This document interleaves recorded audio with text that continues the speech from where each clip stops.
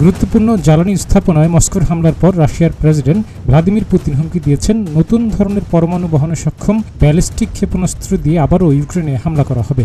ইউক্রেনে 10 লাখের বেশি বসতভিটা বিদ্যুৎহীন হয়ে পড়েছে রাতভর হামলার কারণে। বৃহস্পতিবার 28 নভেম্বর এ তথ্য জানিয়েছে কর্তৃপক্ষ।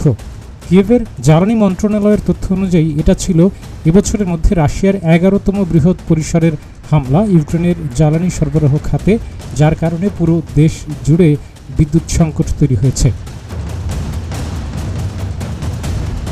কাজাখস্তানের নিরাপত্তা সম্মেলনে বক্তৃতায় পুতিন বলেন, যুক্তরাষ্ট্রের তৈরি সামরিক কৌশলগত অস্ত্র ATACMS দিয়ে রাশিয়ার ভেতরে ইউক্রেনের হামলার জবাবে রাতভরে হামলা হয়েছে।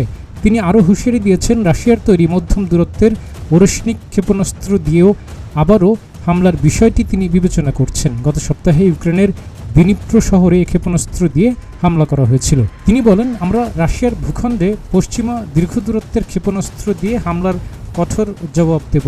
এর মধ্যে যুদ্ধ অবস্থায় ওরেশনিকের পরীক্ষামূলক ব্যবহারও চলমান থাকবে।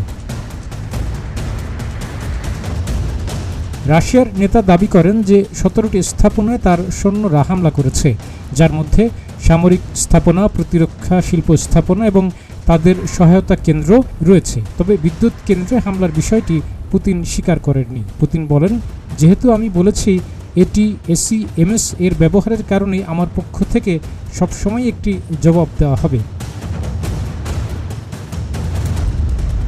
পুতিন নতুন করে হামলার হুমকি দিয়েছেন। এর আগে বলেছিলেন যে মস্কো মনে করে রাশিয়ার বিরুদ্ধে যেসব দেশ তাদের অস্ত্র ব্যবহারের অনুমতি দেবে তাদের সামরিক লক্ষ্যবস্তুতে হামলা করার জন্য অস্ত্র ব্যবহারের জন্য প্রস্তুত রেখেছে মস্কো। তিনি বলেন, রাশিয়ার প্রতিরক্ষা মন্ত্রণালয় ইউক্রেনের ভেতরে হামলার লক্ষ্যবস্তু নির্দিষ্ট করছে। এর মধ্যে থাকতে পারে সামরিক স্থাপনা, প্রতিরক্ষা খাত অথবা কিয়েভের সিদ্ধান্ত গ্রহণকারী কেন্দ্র।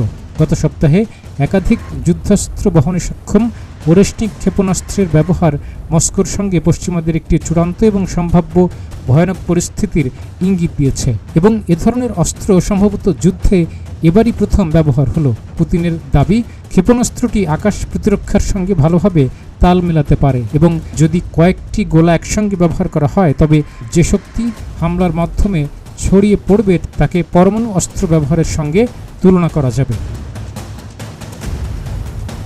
কাজী এমদাদ, প্রতিদিনের বাংলাদেশ।